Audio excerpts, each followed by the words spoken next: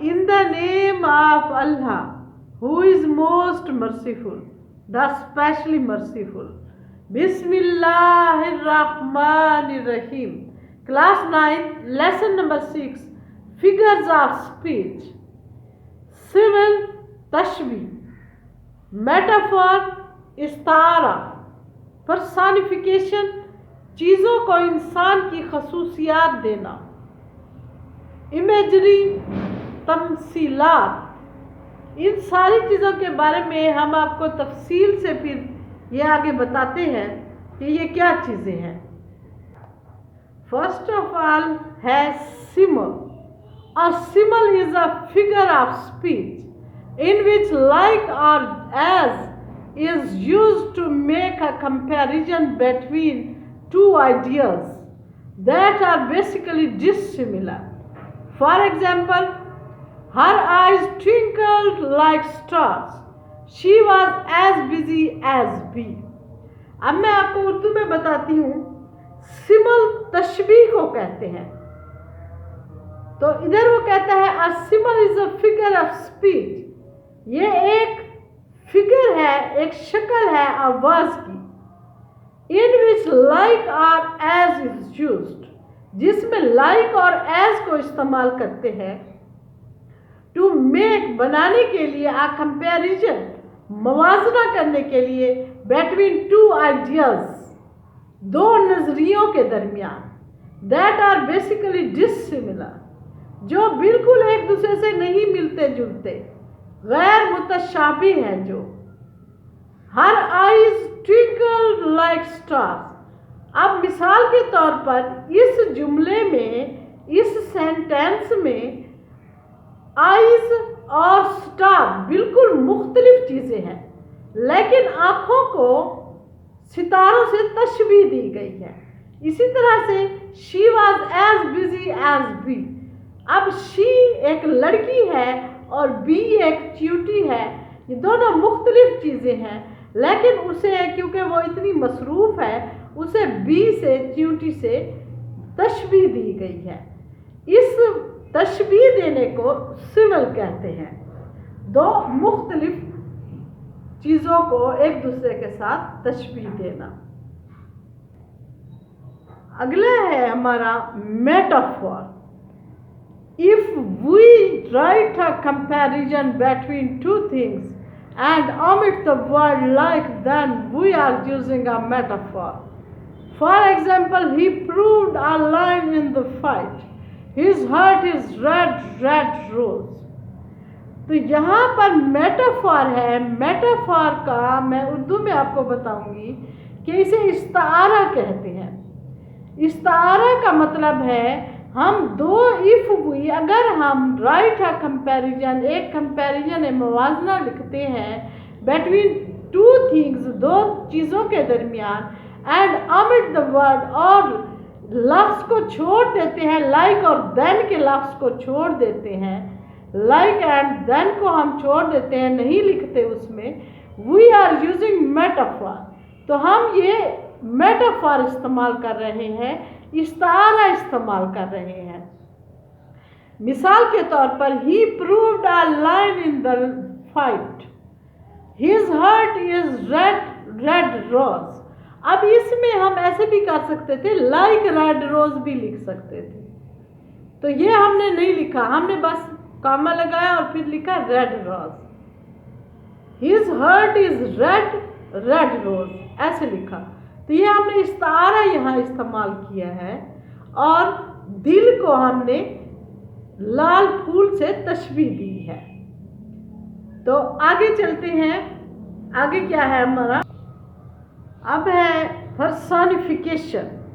It is a figurative language technique where an object or idea is given human characteristics or qualities.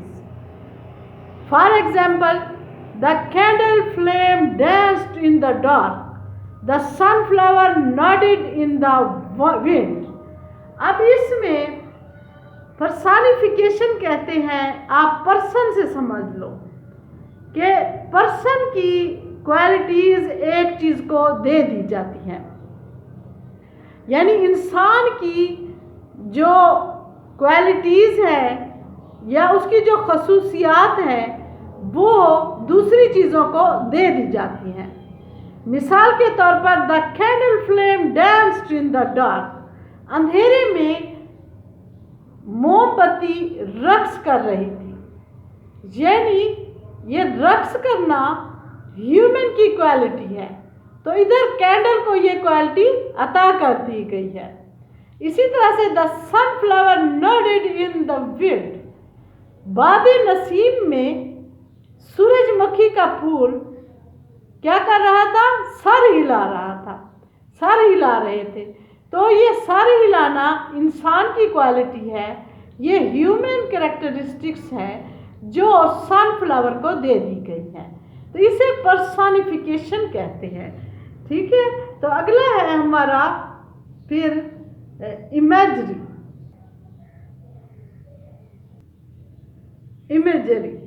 Imagery is the construction of detail used to create mental images in the mind of the reader through the visual sense as well as senses of touch, smell, taste or sound. Imagery एक बनावट है।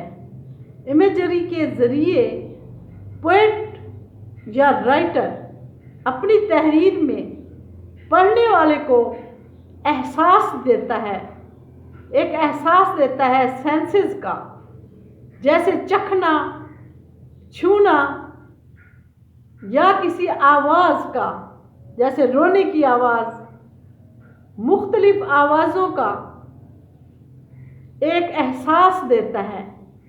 लिखने वाला अपने पढ़ने वाले को एक एहसास देता है, पढ़ने वाला महसूस करता है कि वो खुशबू आ रही है, इस चीज़ की खुशबू आ रही है, इस तरह से रास्ते रफ हैं, या टच करने में रास्ते कोई चीज़ रफ है या स्मूथ है, तो वो उसको एहसास देता है अपने पढ़ने वाले को। इसे इमेजरी कहते हैं।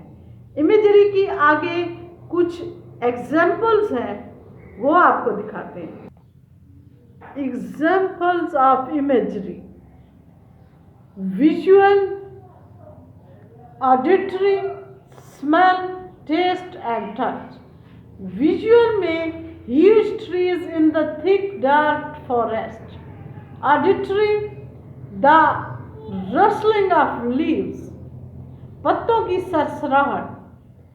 विजुअल में ह्यूज ट्रीज, ऊंचे पहाड़, in the thick dark forest, घने और तारीक जंगल में। ऑडिटरी में द रसलिंग ऑफ लीव्स, पत्तों की सरसराहट। Smell, scent of Apple.